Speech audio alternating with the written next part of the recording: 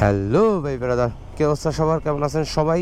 আশা করি সবাই ভালো আছেন। আজকের ভিডিওটা আসলে করার ইচ্ছাই ছিল না, because of I hate Bangladeshi politics. হ্যাঁ, বাংলাদেশি পলিটিক্স নিয়ে কেন বললাম এটা সামনে যাইতে এতে বুঝবেন।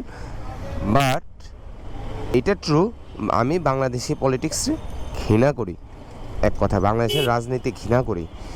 হ্যাঁ, এইবার আসেন রিজনটা কি, মানে ঘৃণা করি রিজন না, ভিডিওটা করার রিজনটা কি। হ্যাঁ, ভিডিওটা করার রিজনটা হচ্ছে গত শুক্রবার আমি আমার ওয়াইফ আর আমার ছেলেকে নিয়ে ডাক্তারের কাছে যাচ্ছিলাম। লক্ষ্মীবাজার হয়ে দেন হচ্ছে যাইতে হবে। আমি সেদিন বাইকটা নেই কারণ হচ্ছে চিন্তা করলাম যে বাইক নিয়ে যাব না, ওইখানে বাইক পার্কিং করারও কোনো জায়গা নাই।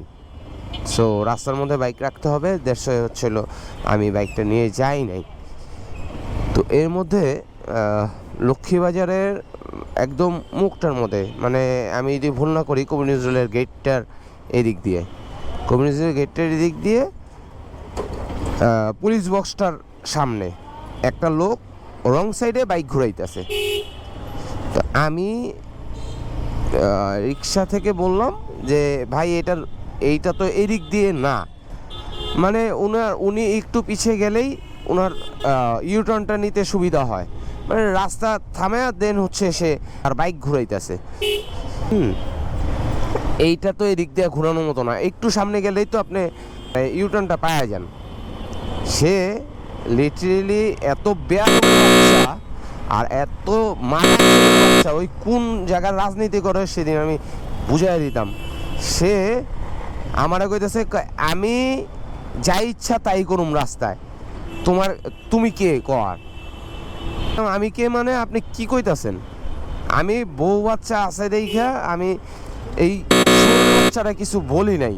তো আমারে যখন বলছে, আমার ওয়াইফ বলতেছে যে চুপ থাকো, কিছু করো না। আমার ওয়াইফ তো আমার সম্পর্কে জানে যে আমি এই জায়গায় কি করতে পারবো।